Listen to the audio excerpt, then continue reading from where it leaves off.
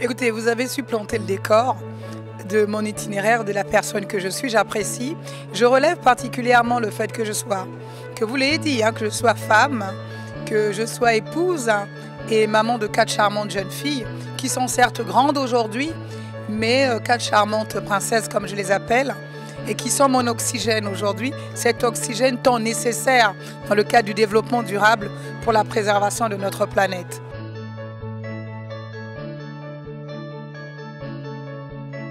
Écoutez, vous parlez certainement des sceptico-climatiques.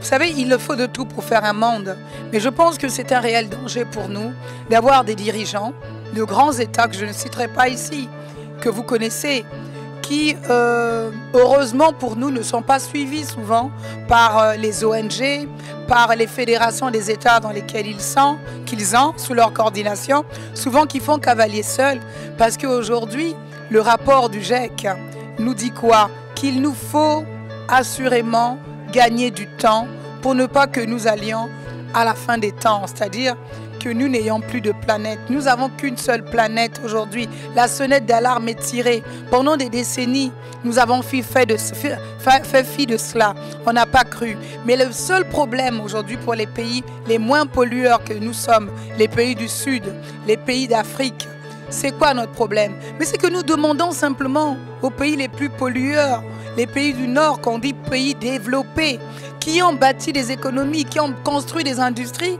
mais de nous accompagner tout simplement à faire autant, parce que c'est conciliable, développement et protection de l'environnement de façon durable. Nous avons dans nos zones géographiques ce qu'on appelle les tourbières, des écosystèmes fragiles, qui au sein du bassin du Congo, sur une superficie de 145 000 km² entre la République démocratique du Congo et la République du Congo, le lac Télé et le lac Tumba en RDC, nous avons 30 milliards de tonnes de CO2 capturées dans ces tourbes-là, qui se sont constituées pendant près de 10 milliards d'années aujourd'hui. Mais on nous demande de préserver cela, de conserver de façon durable ces tourbes pour le reste de l'humanité. Mais est-ce que vous savez quelque chose que les gens ne savent pas? Que ces tourbes-là, qui conservent 30 millions de tonnes de carbone aujourd'hui, c'est l'équivalent aujourd'hui de 15 à 20 ans d'émissions de gaz à effet de serre des États-Unis d'Amérique et de 3 ans de toute la planète entière. Et donc aujourd'hui, nous courons après le temps. Ce n'est pas une vie de l'esprit. Ce n'est pas être une volonté pour nous de tirer la sonnette d'alarme et d'être pessimiste. Mais si nous nous prenons garde, je ne crains qu'au rythme où va la planète, il n'y a qu'à voir les États insulaires, il n'y a qu'à voir chez nous-mêmes en Afrique, toutes les érosions, toutes ces pluies qui inondent un peu partout, qui ne permettent plus aux populations d'avoir des territoires. Il y a des nomades un peu partout. Il y a également tous ces jeunes qui vont sur l'Europe, tous ces jeunes qui traversent nos continents, qui passent par le Maroc, qui passent par la Libye et autres, pour aller vers ce qu'ils appellent certainement l'Eldorado européen, qui les rejette aux portes de l'Europe. Parce que l'Europe ne peut pas tout prendre non plus. Oui, mais nous demandons justement à l'Europe, à l'Asie, au reste du monde.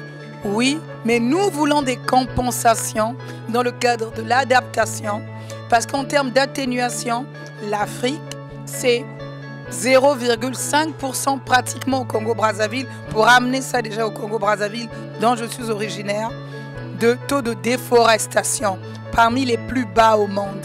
Et donc, vous pouvez comprendre quelles sont nos attentes. Et quand nous venons ici à la COP, ça fait 20 ans, depuis Rio plus 20, ça fait depuis les accords de la biodiversité, depuis les conventions de la désertification. Il est temps aujourd'hui réellement que tous les engagements que nous avons pris au travers des accords de Paris, nous avons tous ratifié, les pays africains pratiquement, essentiellement il n'en reste peut-être que 4 qui n'ont pas ratifié, mais y ont adhéré.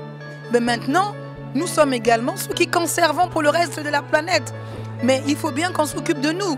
Nous ne pouvons pas continuer à entendre dire qu'il y a 100 milliards de dollars prévus dans ce cadre, mais nous n'avons pas accès à ces financements de la finance verte.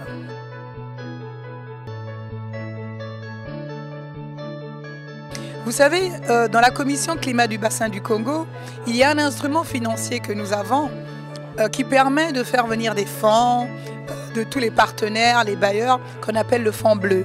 Ce fonds bleu aujourd'hui, c'est un grand mécanisme financier qui permet à presque de 16 pays de la zone d'Afrique centrale économique, de la zone d'Afrique de l'Est, plus le Maroc qui est un partenaire privilégié, parce que ces 3 commissions ont été proposées sur l'initiative de Sa Majesté le roi du Maroc, Mohamed VI, à ses pairs chefs d'État africains pendant le sommet de l'action, le sommet de l'Afrique. Et le président Denis Sassou Nguesso du Congo a proposé à ses pairs au cours de ses assises en marge de la COP22 donc à Marrakech, le Fonds bleu, qui aujourd'hui a connu le grand sommet, le premier sommet des chefs d'État à Brazzaville en avril 2018, qui a connu la participation de 12 chefs d'État, mais également de Sa Majesté le roi du Maroc.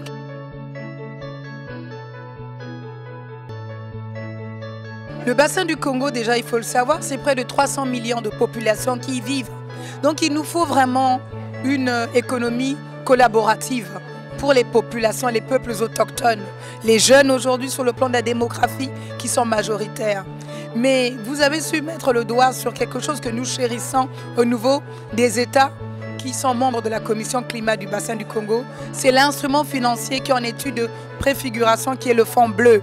Le Fonds bleu aujourd'hui, l'étude de préfiguration nous permet d'avoir des outils de gouvernance technique, politique et financière.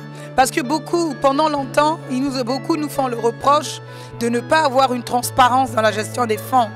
Aujourd'hui, en dehors des cotisations statutaires des États, nous avons une mobilisation financière à faire auprès de multiples partenaires bilatéraux du secteur privé également et autres pour nous accompagner justement à prendre en compte cette économie bleue dans le cadre du développement durable qui va créer des emplois pour la jeunesse congolaise dans tout ce qui est hydroélectricité et autres, dans tout ce qui est assainissement, dans tout ce qui est gestion de l'eau. Parce que n'oubliez pas que le bassin du Congo, en dehors d'être le second réservoir mondial écologique, c'est aussi le 2e plus grand fleuve au monde. Parce que les gens connaissent le bassin de l'Amazonie, qui est le premier au monde. Les gens connaissent le 3e bassin, qui est le bassin du Mékong. Mais les gens ne connaissent pas souvent le bassin du Congo, qui est le second poumon écologique. C'est le second plus grand réservoir carbone au monde. Donc vous comprenez que le chef de l'État, le président Denis Sassou Nguesso, qui est le président de la commission climat du bassin du Congo, a eu cette ingénieuse idée de proposer à ses pairs ce fonds bleu qui aujourd'hui va même au-delà du bassin du Congo parce qu'il va inclure tous les différents fonds qui parlent d'économie bleue et qui parlera d'économie verte également que nous avons déjà en Afrique.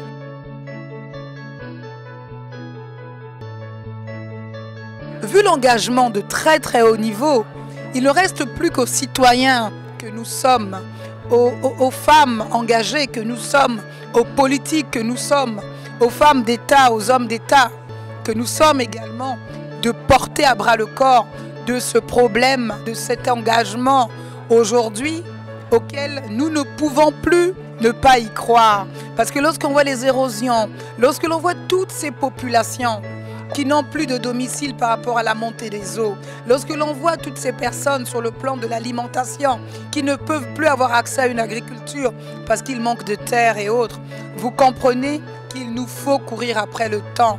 Et pour atteindre les objectifs du développement durable, dans le cadre de l'agenda des Nations Unies ou dans le cadre de l'agenda de l'Afrique, il faut que chacun de nous, où que nous soyons, même au plus petit des niveaux, depuis les écoles, parce que cela se fait en matière de pédagogie relativement tôt, qu'il faut former, sensibiliser à la protection, à la conservation et à la gestion durable de notre environnement.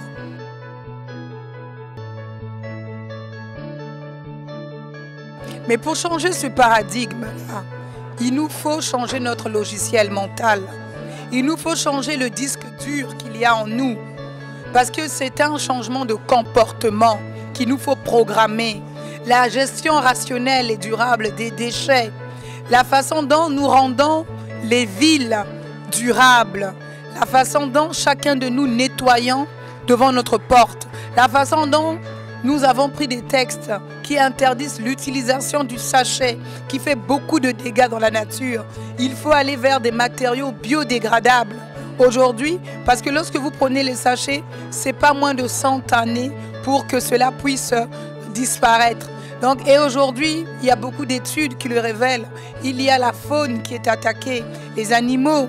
Et donc, il nous faut les préserver. Il nous faut faire le choix de respecter les périodes de chasse. Parce que cette biodiversité que nous avons au sein du bassin, qui représente 10% de la biodiversité du monde, mais si chacun de nous ne nous levons pas, si chacun de nous ne portons pas cette cause au niveau de l'enseignement, dans les écoles, depuis la maternelle, nous apprendre des bonnes habitudes, comment ne pas jeter dans la nature les matériaux non biodégradables, comment aller vers une consommation maintenant de choses qui se dégradent facilement dans la nature. Il nous faut, vous l'avez compris, changer. Mais vous savez, le citoyen, il lui faut simplement être averti. Il faut des vraies campagnes de sensibilisation. Il faut parler, il faut que chacun porte la parole. Il faut que chacun interpelle son voisin. Mais cela doit se faire dans un esprit bon enfant. Parce qu'il est question de notre planète. Il n'est pas question d'une autre planète parce qu'il n'y a pas de planète bis. Nous n'avons qu'une seule planète. Et nous sommes condamnés, nous sommes enchaînés à œuvrer ensemble, à y croire que nous pouvons arrêter ces problèmes de déréglementation climatique. Aujourd'hui, lorsque vous voyez la couche d'ozone qui est en train de se dégrader, les derniers résultats scientifiques nous prouvent qu'elle est en train de se colmater aujourd'hui. Donc, c'est parce qu'on a tiré la sonnette d'alarme pour qu'il y ait moins d'industries polluantes. Et donc, il faut vraiment que nos amis des États développés comprennent qu'ils ne peuvent pas continuer à exiger des choses de nous. Parce que dans l'accord de Paris, nous sommes les plus engagés, les moins pollueurs, mais les moins nantis pour faire face à tous ces dégâts qu'occasionnent ces problèmes de changement climatique. Beaucoup vous disent climate change en anglais, on est d'accord, mais ça ne devrait pas être un simple slogan, ça ne devrait pas être une simple politique. Moi, je demanderais à chacun de nous, où que nous soyons, engageons-nous à travers des vidéos, envahissons la toile positivement, interpellant, filmons ce qui ne va pas, mettons en lumière les dégâts environnementaux qui se font ici et là par certaines compagnies forestières, par certaines utilisations de minerais que l'on recherche, de certaines utilisations des énergies fossiles peu durables. Il nous faut être les gardiens de la planète où que nous soyons en tant que citoyens verts.